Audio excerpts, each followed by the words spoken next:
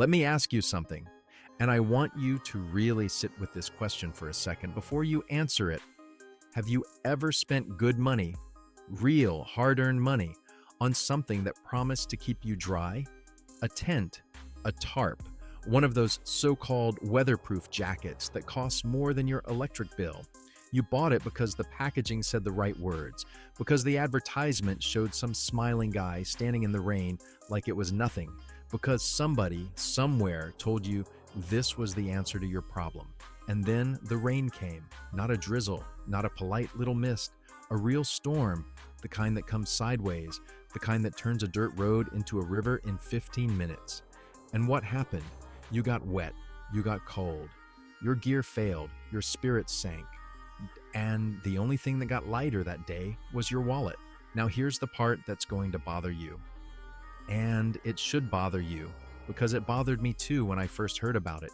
While you were standing there soaking through 3 layers of advanced moisture-wicking technology, there was a man, a black homeless man, living on the outskirts of a city that had forgotten he existed, who was sitting under a roof he built with his own 2 hands, completely dry, not a drop on him, not a single leak.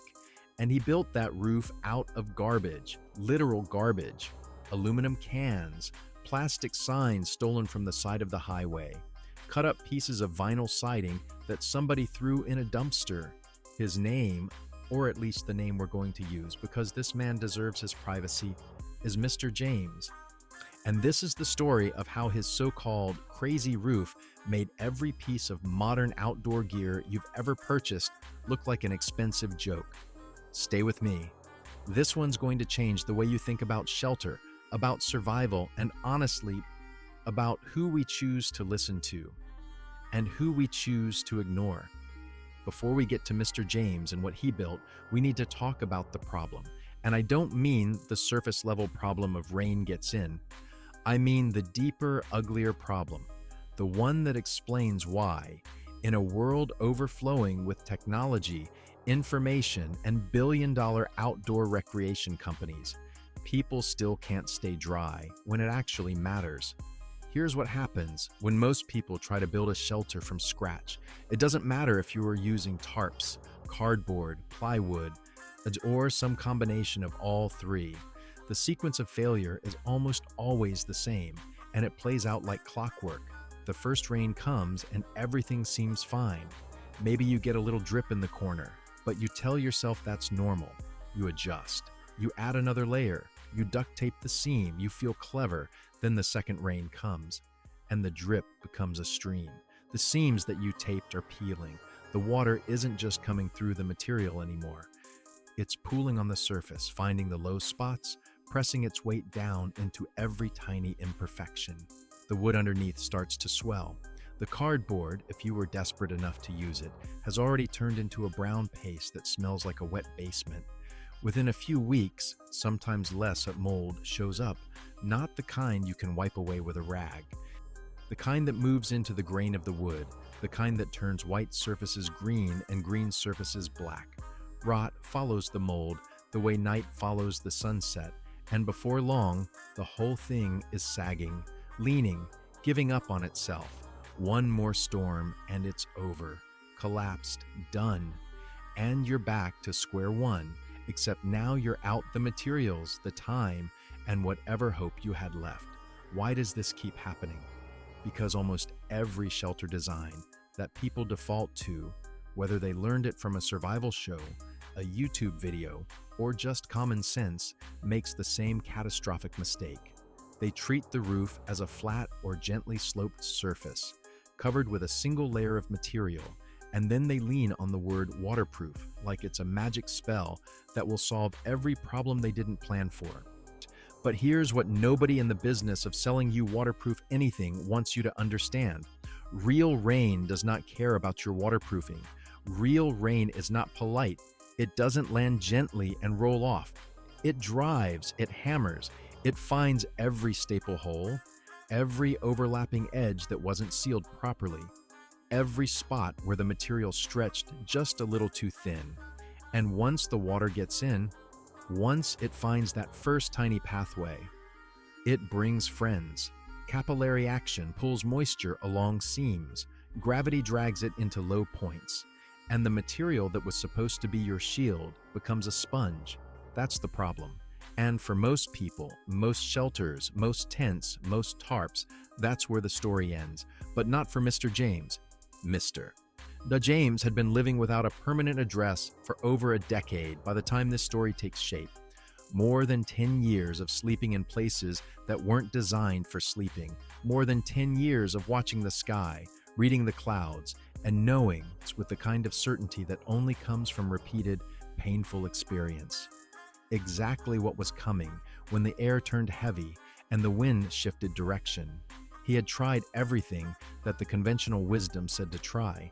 He'd been given tents by outreach workers, the kind that come folded in a bag the size of a loaf of bread and promise 3-season protection.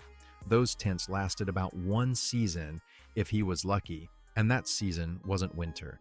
He'd built lean-tos from plywood scraps and covered them with tarps from the hardware store.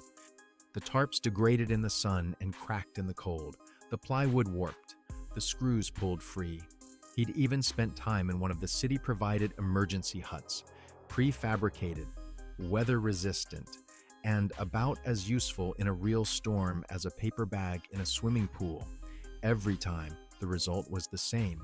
Wet, cold, mold, collapse, start over. And every time, something in him filed the failure away.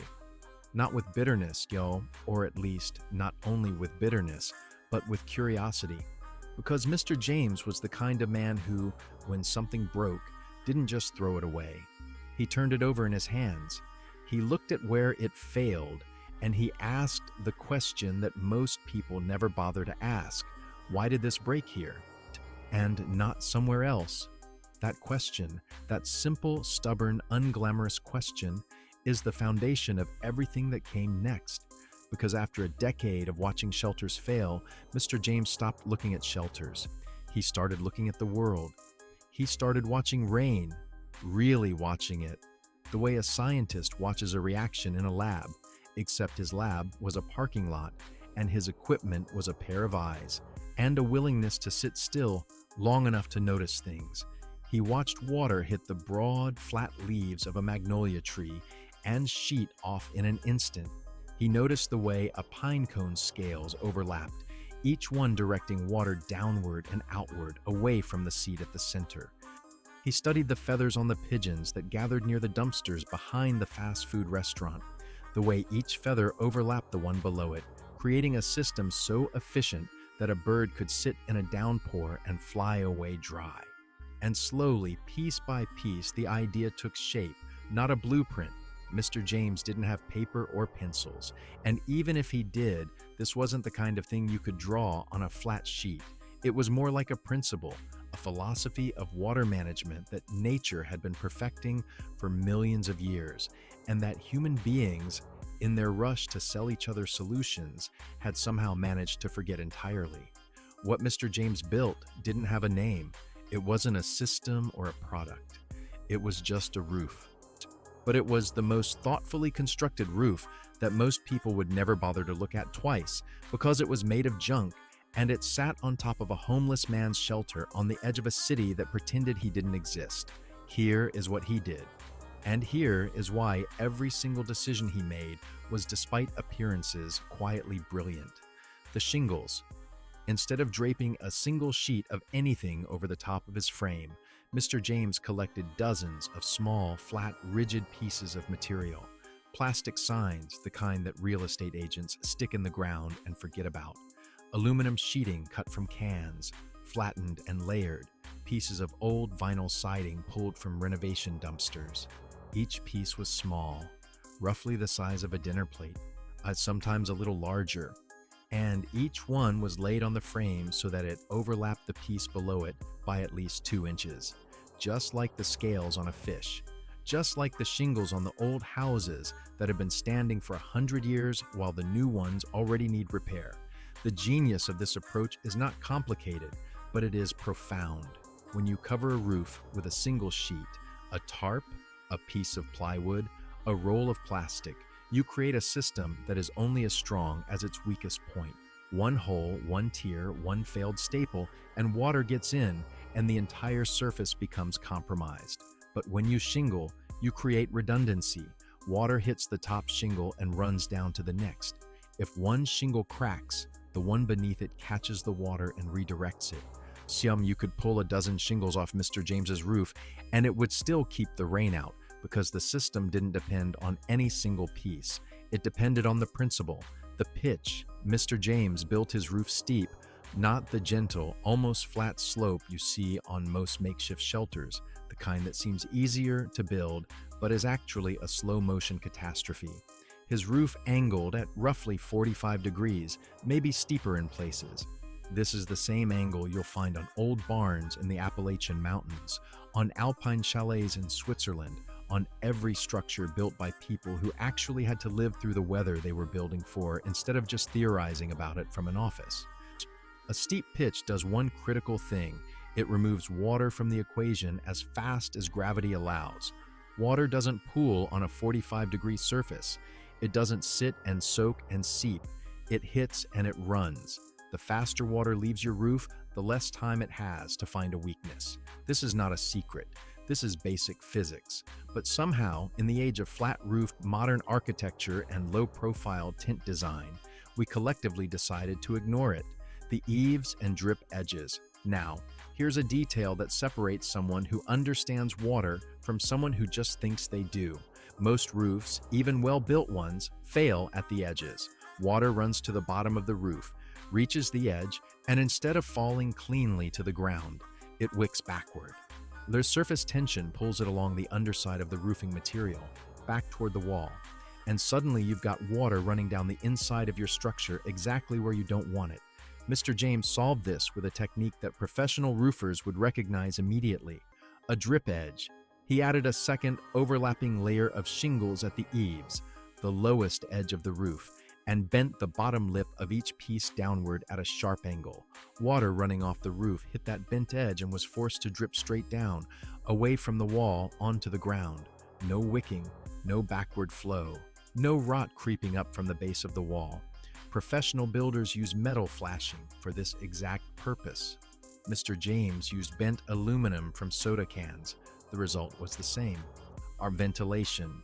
This is the detail that most people, even experienced builders, get wrong.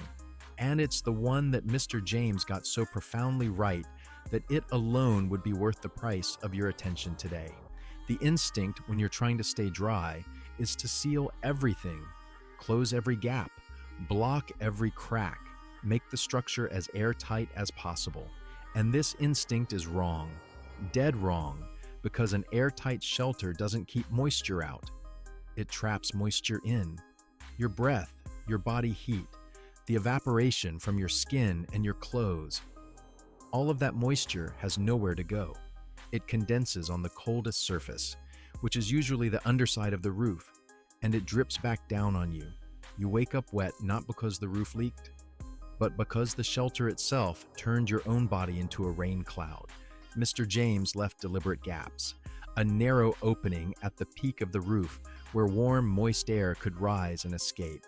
Ventilation slots under the eaves where cool, dry air could enter. The result was a gentle, continuous airflow that carried moisture out of the shelter before it ever had a chance to condense. No mold, no musty smell, no black stains creeping across the ceiling, just dry, breathable air, rot-proof materials and elevation.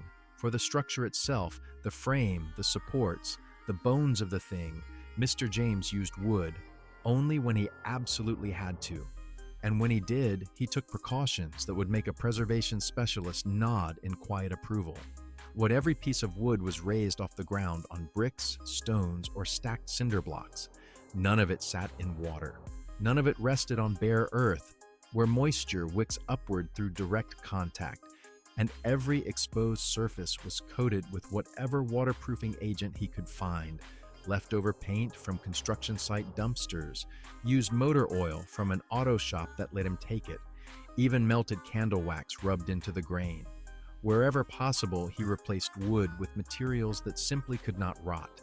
Plastic, metal, glass, vinyl, materials that the rain could pound on for a decade without breaking down. The gutter system.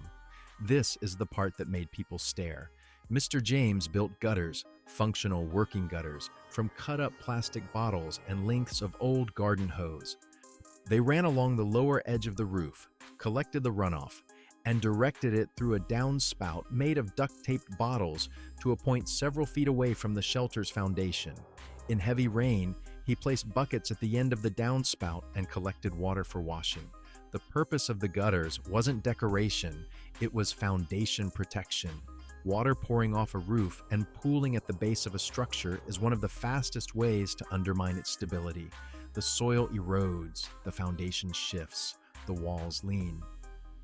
Mr. James understood this because he had watched it happen to other shelters and because he paid attention to the gutters on the houses of people who could afford to live in them. And here's the part of the story that should make you angry, or at the very least, deeply uncomfortable. Mr. James's shelter survived storms that destroyed professionally manufactured tents. It stood through hurricane season winds that flattened plywood shacks. It stayed dry when the city flooded, and people in actual houses were bailing water out of their living rooms.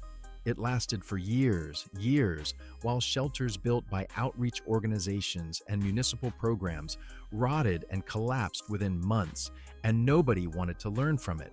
Social workers told him he was wasting his time. City officials told him his structure was non-compliant and threatened to tear it down. Other homeless individuals dismissed it as obsessive, unnecessary, the work of a man who had too much time on his hands. The prevailing wisdom was simple: just get a tent. Just wait for a spot in a shelter. Just accept the solution that somebody else has decided is good enough for you. The question we should be asking is not why Mr. James built what he built. The question is why, when it so clearly and demonstrably worked. Nobody in a position of authority or influence thought to study it, learn from it, or replicate it. The lesson of Mr. James's roof is not really about roofing. It's not about shingles or pitch angles or drip edges, although all of those things matter and all of those things work. The lesson is about observation. It's about the willingness to watch, to fail, to watch again, and to build your understanding of how the world actually works. Not how someone tells you it works, not how a product label promises it works, but how it actually physically, undeniably works when the rain is falling and the wind is blowing and nobody is coming to save you. Mr. James didn't invent anything new. Every principle he used, overlapping shingles, steep pitch, drip edges, ventilation, elevation, rot-proof materials, has been known for centuries, millennia in some cases. These are the principles that built the roofs of medieval cathedrals, mountain cabins, and farmhouses that are still standing today. They are principles that nature demonstrates every single day in every forest, on every duck, in every pine cone that falls from a tree. The only thing Mr. James did that was truly remarkable was pay attention. He watched, he thought, he tested, and when something worked, he kept doing it, regardless of what anyone else thought. That is the most dangerous skill a person can have, not because it's destructive, but because it makes you independent, and independent people are very, very difficult to sell things to. If you've ever built something with your own hands that worked when nothing else did, a shelter, a repair, a workaround that everyone said was impossible, I want to hear about it. Drop it in the comments. Those stories matter more than you think, because every single one of them is proof that the knowledge was never really lost. It was just waiting for someone stubborn enough to use it. If this story meant something to you, hit that like button, subscribe if you haven't already, and I'll see you in the next one, where we keep pulling back the curtain on the things you were never supposed to figure out for yourself. Stay dry out there.